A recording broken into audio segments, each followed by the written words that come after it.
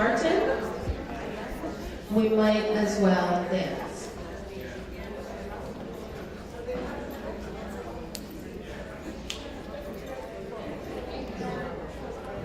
Hello and good morning. I'm going to be your comic relief, I think.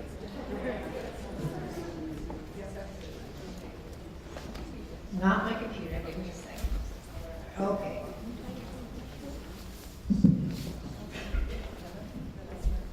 So I'm really honored to be invited here today to share with peers that I respect and admire, and maybe contribute to the perspective of our professional guests as well. And I'm really glad my husband Len was able to come with me today for this inspiring event. So I did her 29 years ago, my mother at age 61 and one of her sisters, age 56, were diagnosed with ovarian cancer. Neither survived 5 years.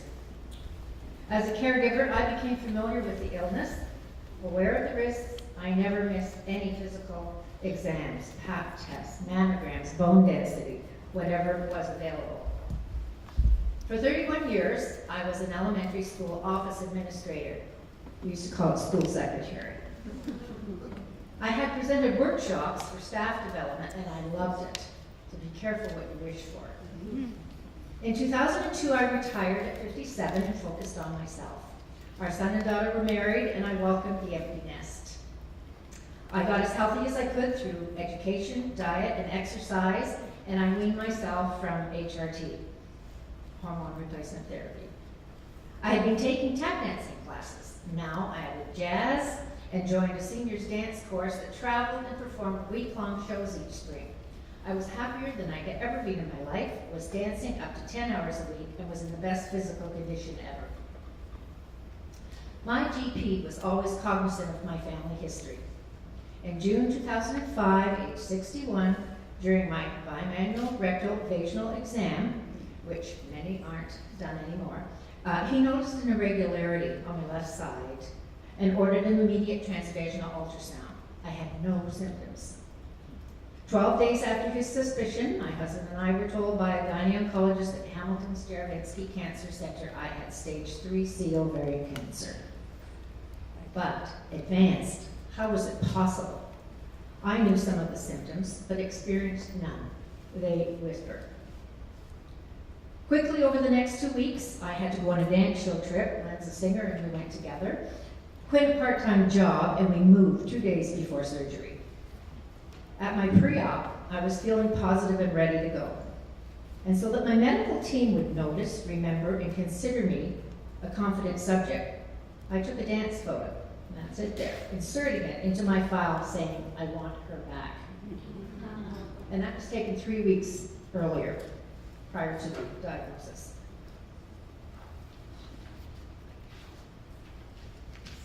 So, my CA-125 at surgery was 395, and surgery included hysterectomy, bilateral self-pigment oophorectomy, omentectomy, and removal of a thoracic aorta lymph node and a necrotic mass from a portion of bowel. Successful debulking indicated that vital organs were fine. However, a mass of malignant lymph nodes near the renal artery to the left kidney were inoperable. That word, however, suddenly shrank the window of my life into a peephole of living 1 day at a time. Hospitalized 4 days, there was little pain, no nausea, or great loss of strength.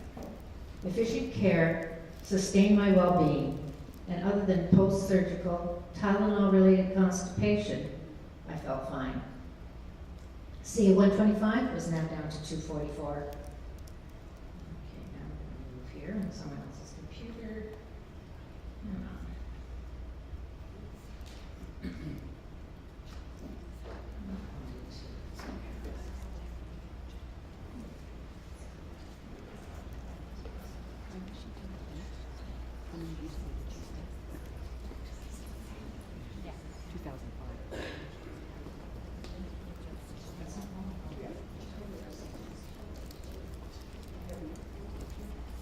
Sorry, you're getting your little preview here. There we go.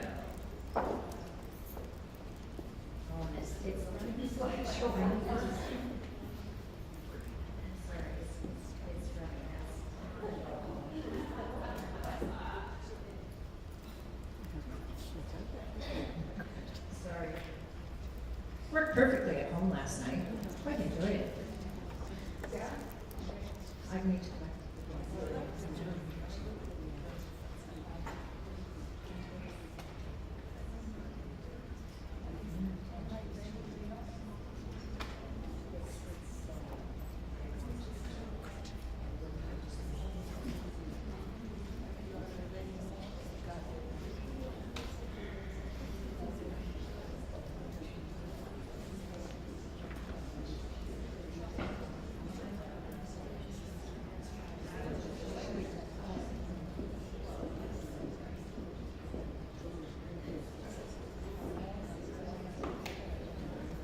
We could do this without photos.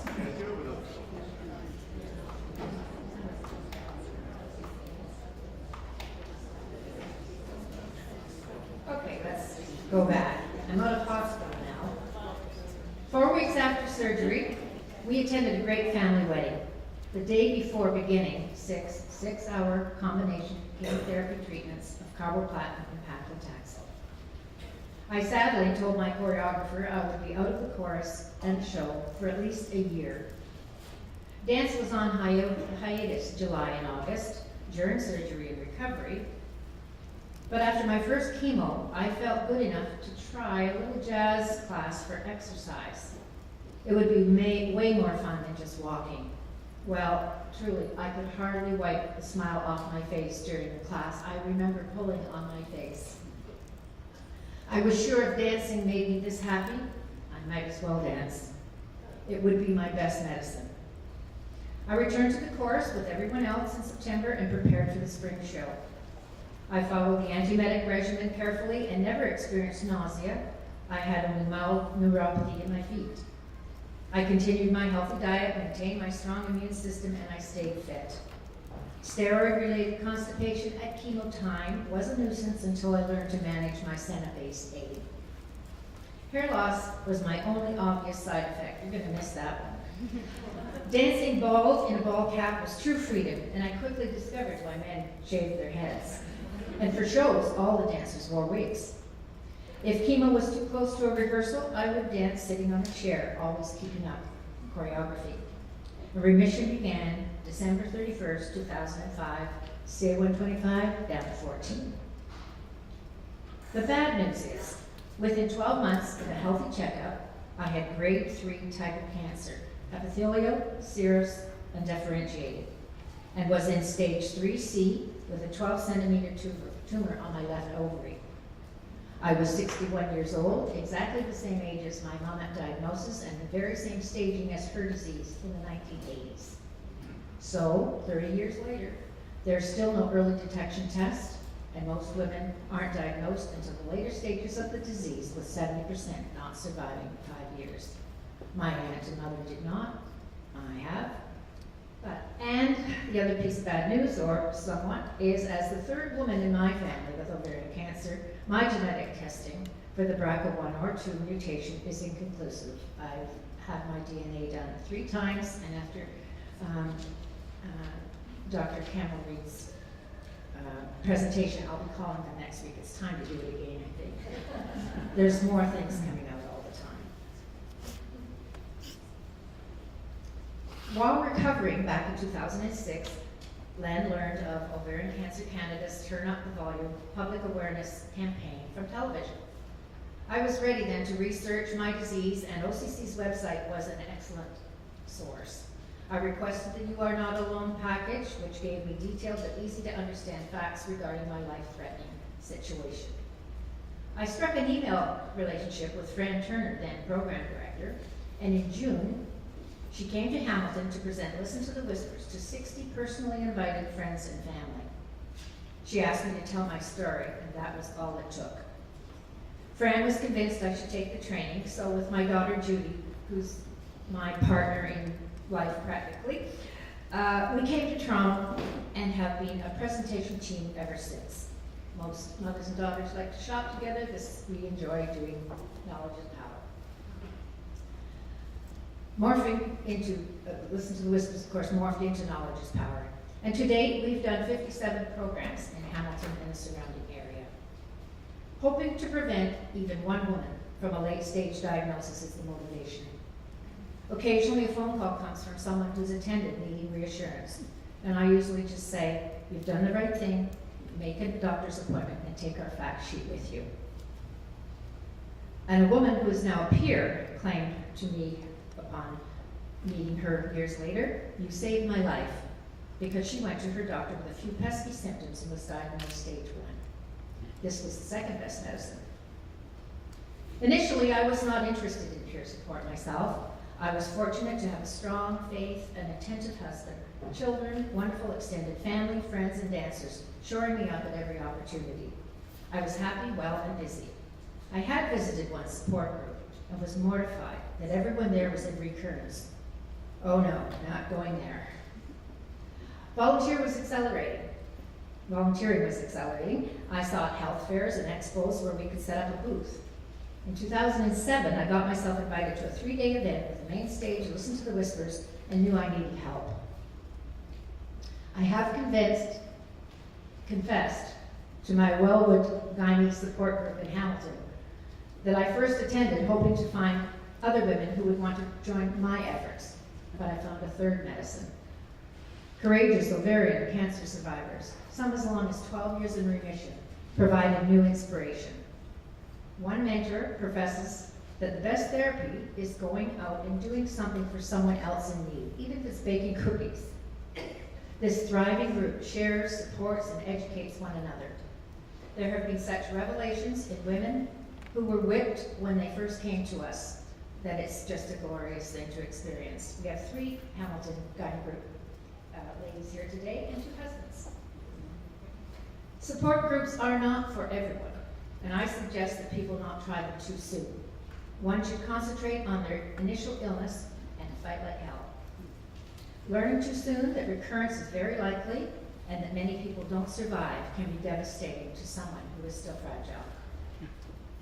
Over the years, I did recruit some of these peers, but they actually hooked me into another program in 2009. Our survivor facilitator is also the Hamilton coordinator of survivors teaching students at McMaster Medical School. She is an ultimate peer supporter, and that's Nikki Mellinger, and she's here today from Hamilton.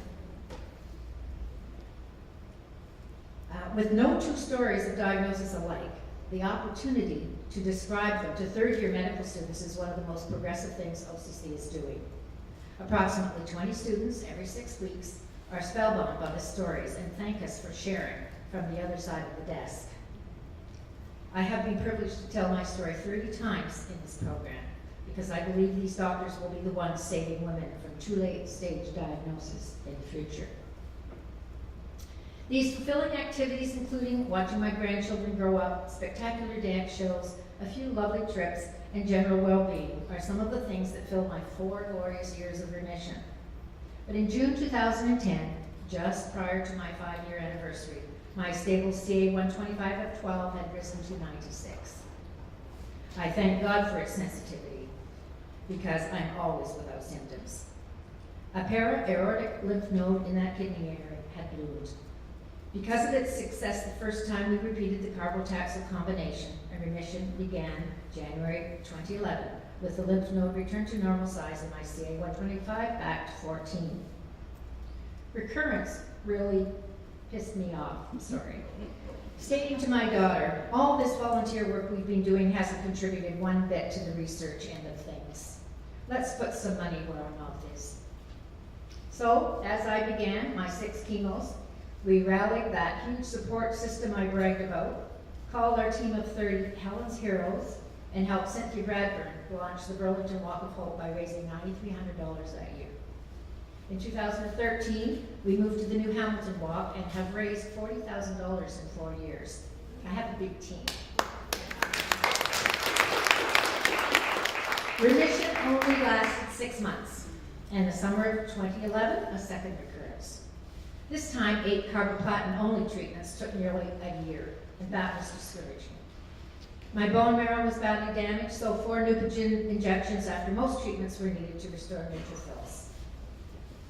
CA-125 back to 14. February 2013, it came back. It's always the same lymph node. Why it hasn't moved and spread throughout my lymphatic system is a wonder. Once again, my CA-125 was my warning sign. A consult with a renal oncologist determined surgery so close to the renal artery and abdominal aorta was never an option. With compromised bone marrow and 3 times escaping a platinum reaction, I was not eager to repeat carboplatin. Radiation was briefly mentioned at recurrence number 2. And having gathered information over the years, including CyberKnife techniques, I requested a consult with a new radio-oncologist at Jaravinsky. He literally had been on TV the night before receiving a large cancer grant for his precision radiotherapies. So I got an appointment, and being out of chemo for more than a year and with an isolated tumor, it made me the perfect candidate for his stereotactic radiosurgery. He had begun treating gynecologic tumors deep in the abdominal cavity. 5 treatments over 1.5 weeks last April shortened the recurrence experience by months. And for his record book, with the very high dose radiation, I experienced no fatigue or experienced diarrhea side effects. Excellent results at my 1-year checkup last month. This time we expect far longer than just a few months. He kind of assured me I'd probably get 2 years before I had to worry again. CA-125 back to 14, folks. Through 21 chemotherapy, 5 radiation treatments, and the threat of recurrence, I enjoy good days spent with those I love and doing things that make me happy. Cancer invaded my body, but it rejuvenated my soul. However, until last year, I visualized my life in 2 and 3 year increments only. That was okay. I felt well, was happy, and just rushed to jam everything into that time. But the first 5 months of 2013 brought exciting experiences. Another recurrence, yes, but the SRS treatment, a 50th wedding anniversary, several television interviews, and a Vimeo for OCC stories from the community. All this was taught with my nomination, then win, as a Hamilton Woman of Distinction for volunteerism. Then with a 70th birthday getaway to Palm Springs just this past January, my perspective opened wider. And I had never expected to see 70, but now I am moving forward to 75. I appreciate not everyone can feel the way I do or do the things that I've chosen to do. I see how few survivors are able to co-perform and participate. But stepping outside one's own situation can be temporarily distracting and definitely healing. Even if it's just focusing on one's body image, taking advantage of the Look Good, Feel Better program that all cancer clinics have, it enables moving forward to be possible.